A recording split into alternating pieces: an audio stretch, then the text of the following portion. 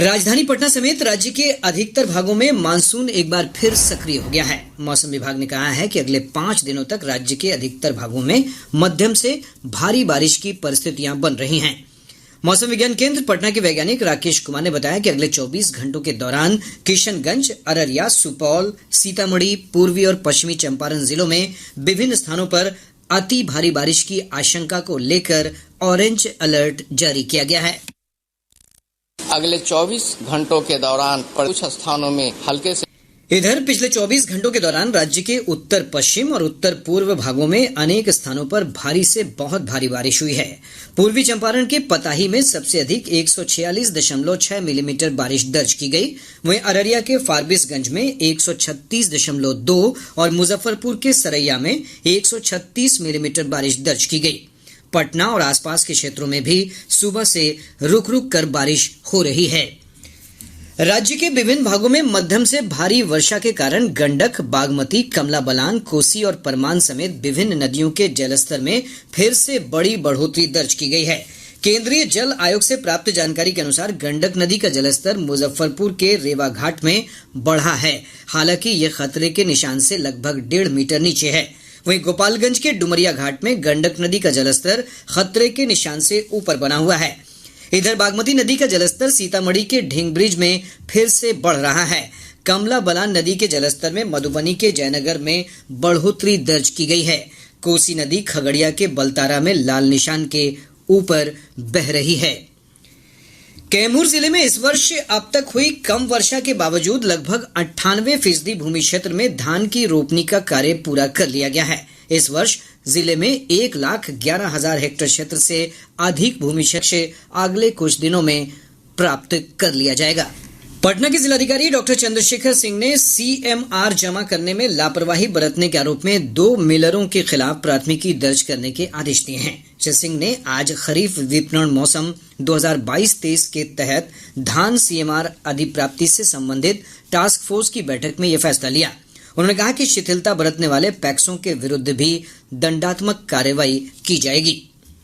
दरभंगा जिले में पंचायत उप निर्वाचन के लिए मतदाता सूची का प्रारूप आज प्रकाशित कर दिया गया। जिलाधिकारी राजीव रोशन ने अधिकारियों से निर्वाचन प्रक्रिया को तेज करने को कहा है। 24 अगस्त से 10 सितंबर तक संबंधित क्षेत्र के मतदाता दावा आपत्ति कर इसका निराकरण करा सकते हैं।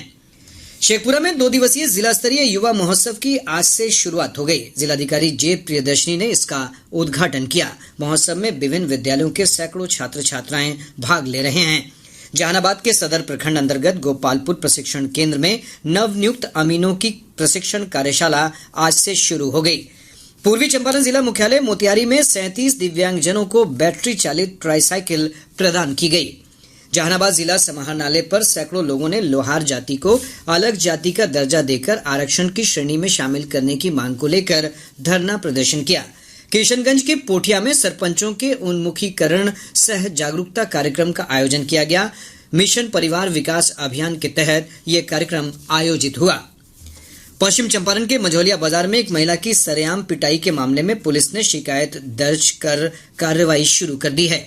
मुंगेर के पुलिस अधीक्षक जगुनाथ रेड्डी जला रेड्डी ने सीवान में आयोजित राज्य स्तरीय शूटिंग चैंपियनशिप में पदक जीतने वाले मुंगेर राइफल एसोसिएशन के खिलाड़ियों को सम्मानित किया।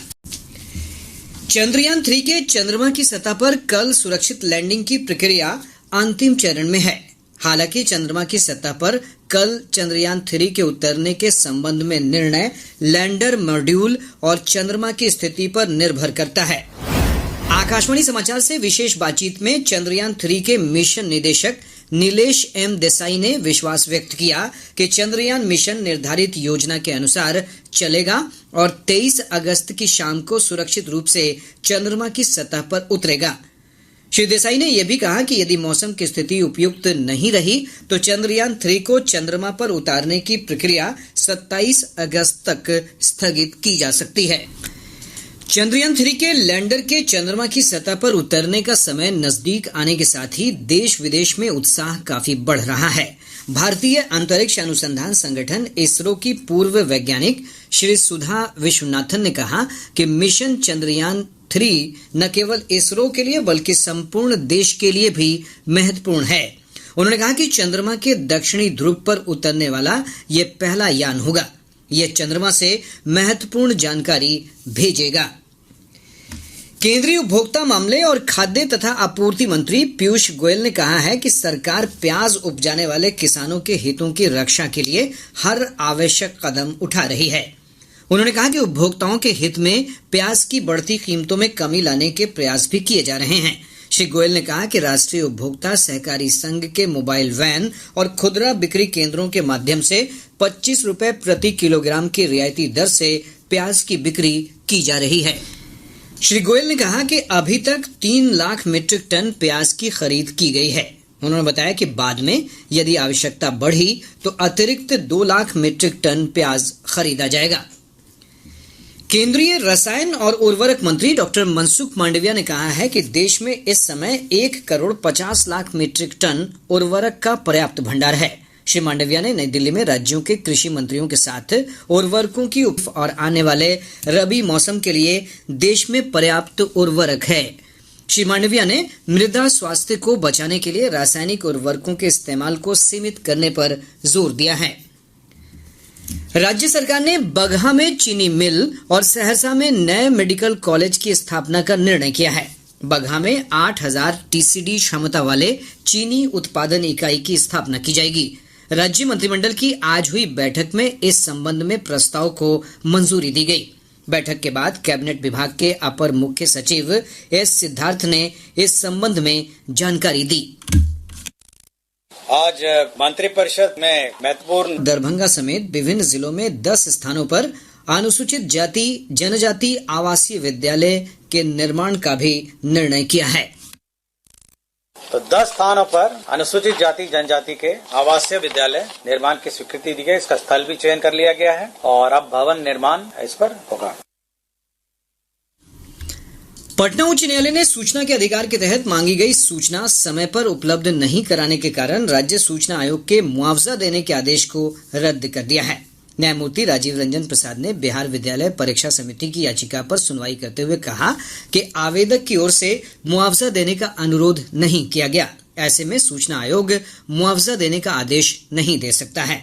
गौरतलब है कि 2017 में इंटर परीक्षा में फेल होने के बाद एक महिला अभ्यर्थी ने कॉपी की प्रति देने की मांग को लेकर लोक सूचना अधिकारी से जानकारी मांगी थी, लेकिन मांगी गई सूचना नहीं मिली थी।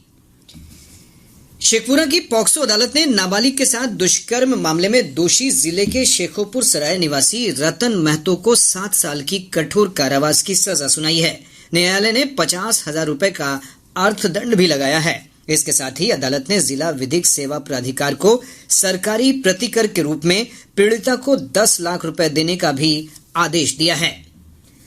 अररिया जिले के रानीगंज में पत्रकार विमल यादव की हत्या मामले में पुलिस ने आज एक और नामजद, यह 5वीं गिरफ्तारी है। उन्होंने कहा कि कुल 8 नामजद आरोपितों में से 2 पहले से ही जेल में बंद हैं। एक अन्य फरार नामजद अभियुक्त की गिरफ्तारी के लिए छापेमारी की जा रही है।